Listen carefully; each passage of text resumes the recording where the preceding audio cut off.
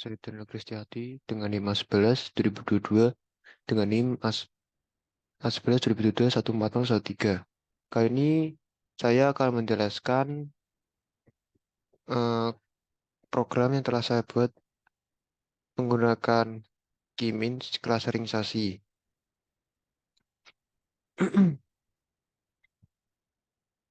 Pertama, kita import dari Google Drive kita, Colab Notebook, import library-nya yang akan digunakan nanti. Lalu kita setting ini untuk kolomnya nanti atau tabelnya. Lalu kita load datasetnya yang bernama whole customer data CSV. Lalu kita melakukan data cleaning, data info, kita keluarkan. Lalu di sini kita akan merubah tipe datanya yang dari integer 64 menjadi objek, yaitu region dan channel menjadi objek. Lalu kita describe apa saja yang tadi sudah keluar untuk datanya. Lalu kita drop untuk menghapus nilai yang jumlah yang punya nilai yang hilang adalah 440 dan dihapus. Lalu kita describe datanya lagi. Lalu kita di sini akan mengecek apakah fitur ini bertipe kategori. Lalu kita cek keluar yaitu channel dan region. Lalu kita percobaan cek fitur kategorikal yaitu channel 298 dan 142 dengan tipenya integer 64. Lalu kita kategori di fitur region yaitu 316.7747 dengan tipe datanya integer 64. Lalu kita buat fitur total span ya, yang yang berisinya fresh, milk, grocery, frozen, detergent, paper, dan delegation. Lalu kita buat fitur channel region yaitu fitur yang menggabungkan channel dan region. Lalu kita buat fitur average spend rata-rata penghasilannya yang berisi fresh, milk, grocery, frozen, detergent, paper, dan delegation. Lalu kita buat fitur high spend total eh, penghasilan yang terbanyak. Lalu kita buat fitur fresh percentage yang berisikan fresh dan data total spend. Lalu kita buat milk grocery ratio yang berisi milk dan grocery. Lalu kita buat fitur Horeca yang berisinya channel. Lalu kita data info untuk mengecek dari fitur-fitur yang baru tadi dan bisa melihat tipe-tipe datanya. Lalu kita hapus fitur redundant, yaitu ada yang channel dan region. Lalu kita hapus dan hilang. Di sini sudah di data info, lalu hilang. Lalu kita describe datanya. Dan muncul seperti ini lagi.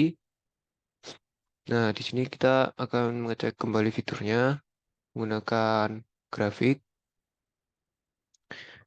yang di sini ada total spend, fresh percentage, milk grocery ratio, historica, dan region.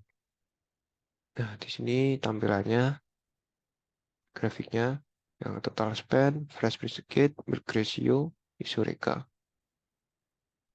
Lalu kita remove outlier,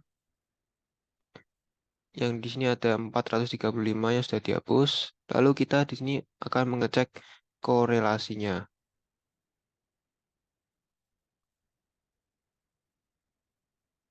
Berikut cek korelasinya. Yang di sini adalah 1 menunjukkan korelasi yang sempurna.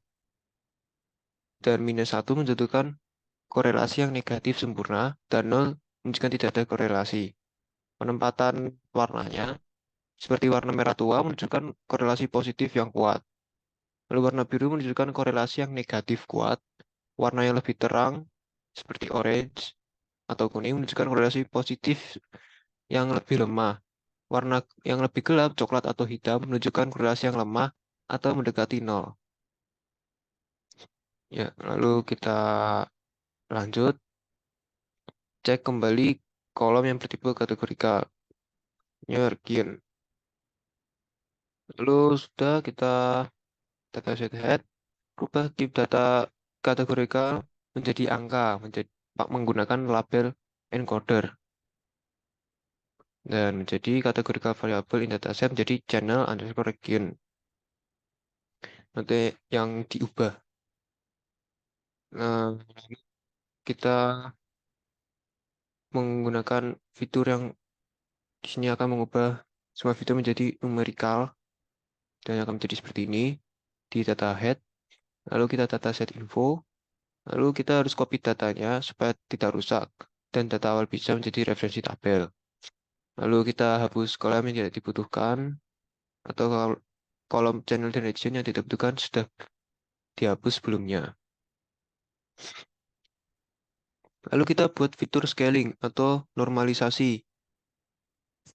Nah, lalu kita keluarkan scale dataset titik head. Lalu kita akan muncul seperti ini. Setelah di scaling, lalu kita scaling datasetnya di describe muncul seperti ini. Lalu kita menggunakan clustering tahap 1. Cek kesehatan clustering Hopkins tes nilai 70%, di atas 70%, maka layak dipakai.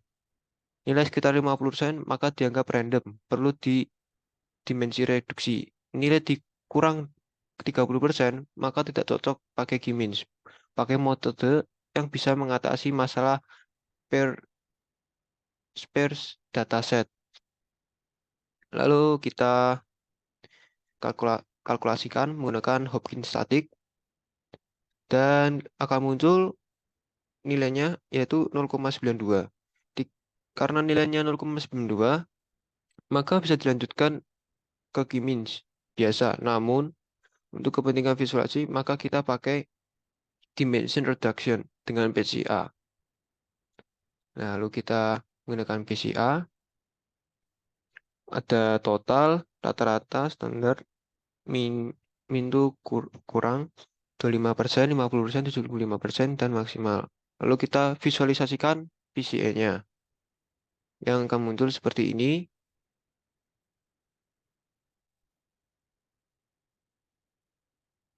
Yang di sini ada sumbu XYZ, grafik scatter yang memiliki sumbu XYZ yang memiliki 3 variabel berbeda dalam dataset.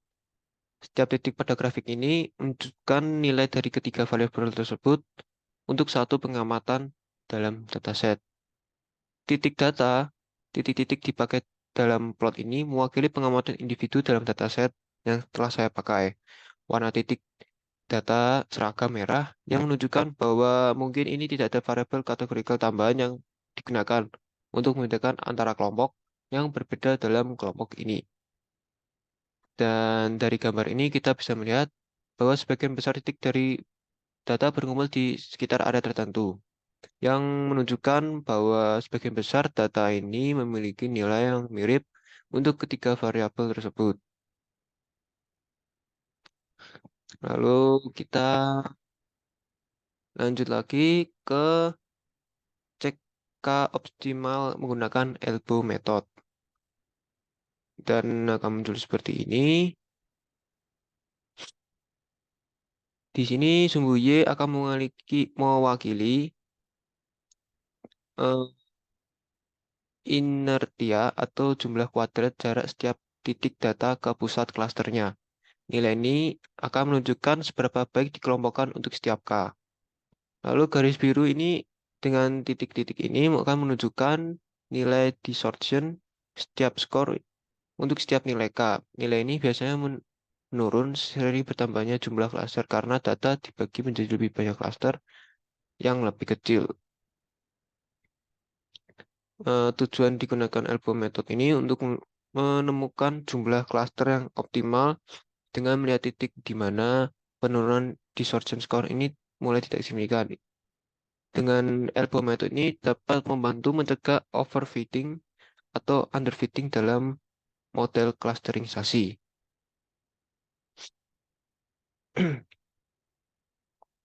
Lalu kita clustering menggunakan algoritmatif dan akan muncul seperti ini. Ada yang true, expand-nya true, true, true, true. Lalu kita cek visualisasi menggunakan algoritmatif clustering yang akan muncul sama seperti yang tadi di atas.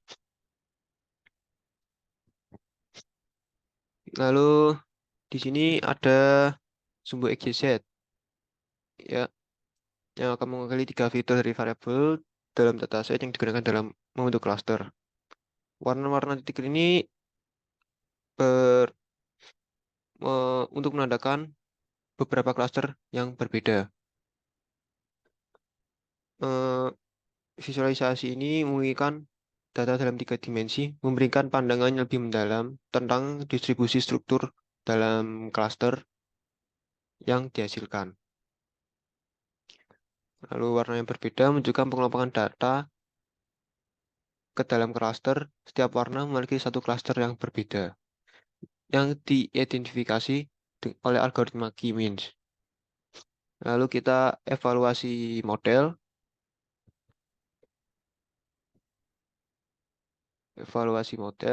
dan akan muncul seperti ini. Di sini sumbu X yang mewakili algoritma K-means.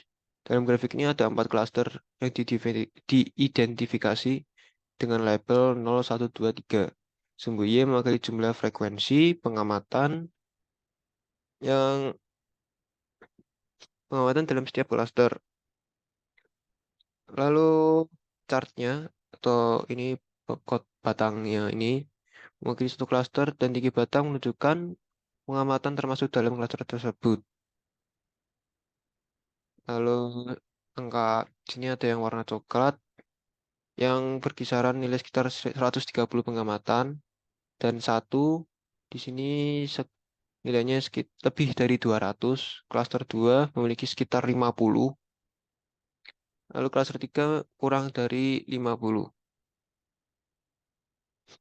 Lalu kita mencari pura cluster spend dengan income. Lalu di sini akan muncul grup 0. Grup 0 yang berarti adalah low spending dan low fresh product dalam pembelian. Grup 1 yang berisi low spending but varied fresh product process, yang berarti yang bervariasi. Lalu yang grup 2 ada moderate spending and moderate fresh product process. Lalu yang ketiga ada high spending and high fresh product process, yang berarti di sini adalah grup yang ketiga adalah penghasilan yang atau yang mungkin high spending gitulah. Lalu distribusi klaster konsumsi. Ya, di sini klaster 0 dan klaster 2 memiliki pengeluaran sedang tetapi dengan variasi yang berbeda.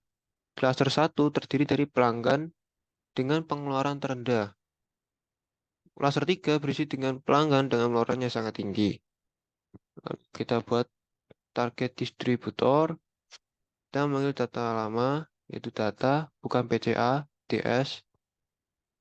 Ini akan menentukan expand-nya. Cluster 1 menunjukkan kelompok dengan pengeluaran terendah yang paling dominan. Cluster 3 adalah kelompok dengan pengeluaran tinggi yang paling dominan. Cluster 0 dan cluster 2 memiliki variasi dalam pengeluaran, tetapi lebih condong ke pengeluaran rendah. Lalu kita cek average spend, lalu muncul. Cluster 1 adalah kelompok pengeluaran rata-rata terendah. Lalu kita lihat cluster 3. Ini cluster 3 adalah kelompok dengan pengeluaran rata-rata tertinggi. Cluster 0 dan cluster 2 memiliki pengeluaran rata-rata sedang. Dengan cluster 2 sedikit lebih tinggi daripada cluster 0. Jadi 0 itu lebih rata-ratanya sedang. Tapi yang kedua, cluster 2 ini rata-rata sedikit lebih tinggi daripada cluster 0. Yang ada beda.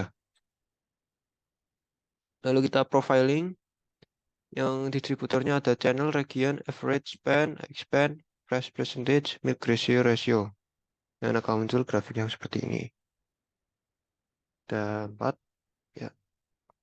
Yang pertama ada average span, lalu high span, dan fresh percentage, dan milk grocery ratio. Klaster 0 yang berisi channel region pengeluaran lebih rendah secara keseluruhan. Average spend pengeluaran rata-rata lebih rendah konsisten dengan pengeluaran total. High spend hampir tidak ada pelanggan dengan pengeluaran tinggi. Fresh sebagian besar pelanggan memiliki pengeluaran produk yang segar yang rendah. Milk grocery ratio, rasio susu terhadap pengeluaran cenderung lebih rendah. Cluster cluster 1 channel region distribusi lebih lebar pada pengeluaran yang sangat rendah. Average spend rata-rata pengeluaran lebih rendah dengan sedikit variasi.